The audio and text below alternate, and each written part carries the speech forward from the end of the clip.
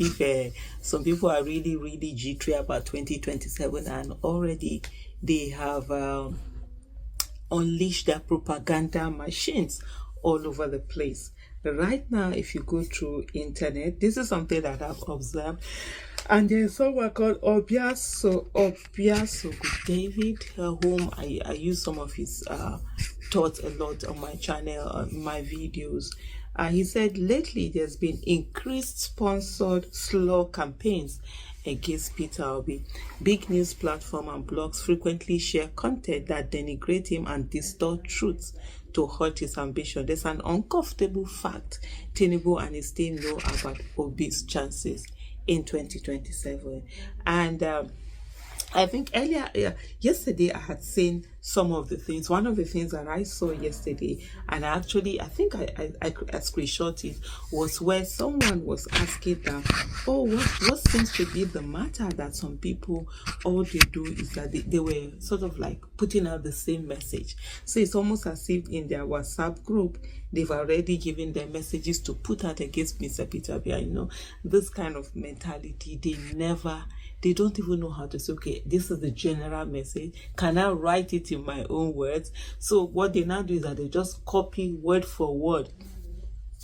You have several people sharing the same messages. Know how all of you thought about something the same way and you wrote the same words the same way. But of course, mostly they don't think about these, they don't see these things, they don't even know.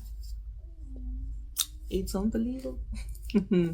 It's just crazy, you know, and these things that seem to happen. And of course, I think it shows that they know what is on ground, and they know that Peter Obi is out there touching hearts, touching people. There are people in 2023 that didn't vote for Peter Obi because they felt that, they don't think he had a chance. But now they see it was not the way they thought. But if you look at their own camp, most of the people that even voted for them are no longer willing to vote for them.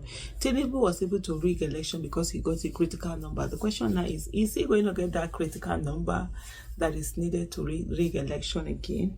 Is that something that he might be getting, or is something that, you know, he will not be getting? So that's also something, you know, that they just have to think about, and they're working on, they're going on about it.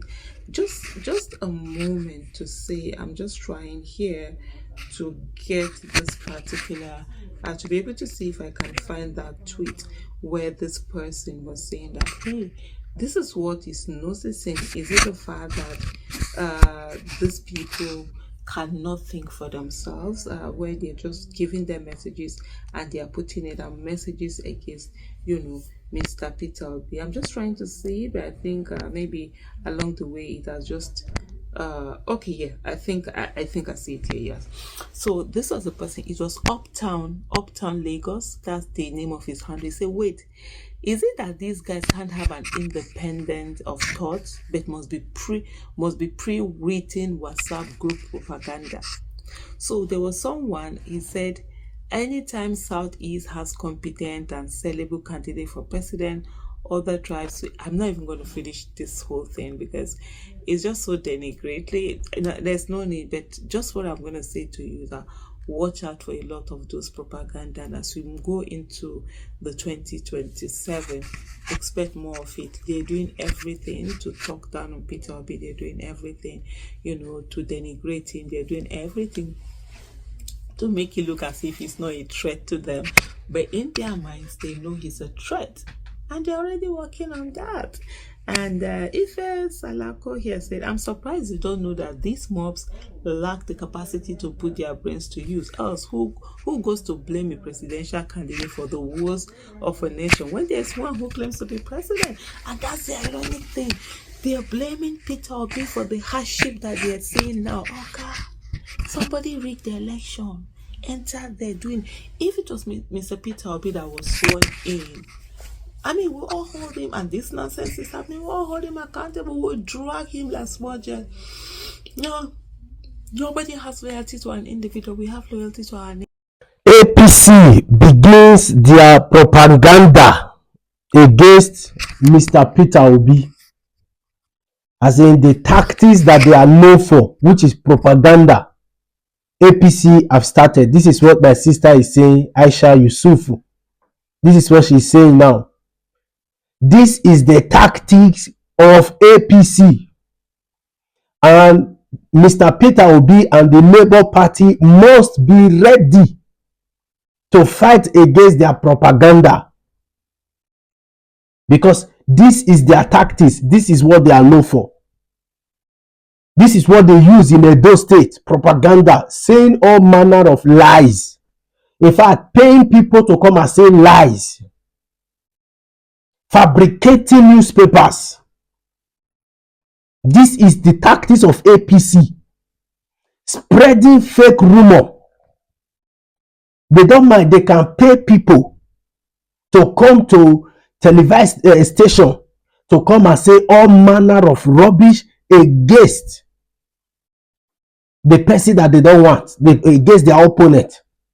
So Mr. Peter Obi, which I believe millions of Nigeria will still follow, millions of Nigeria will still want to stand with as the obedient movement, Mr. Peter Obi must at this time stand up to the occasion, because the last 2023 presidential election, he was fully intimidated. But at this time, thank God we went to the court and it was ruled in their favor. Thank God for that. But this is an experience to the Labour Party. It should be an experience to the Labour Party going into 2027 presidential election.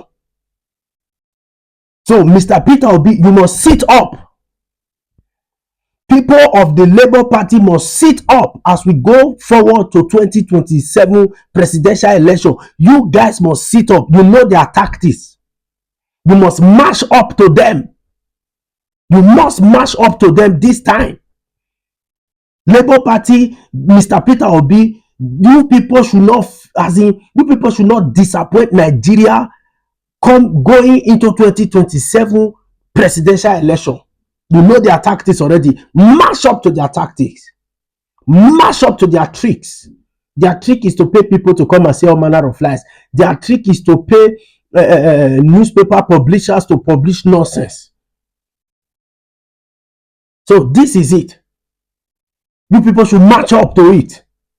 Match up to their tactics. Thank you.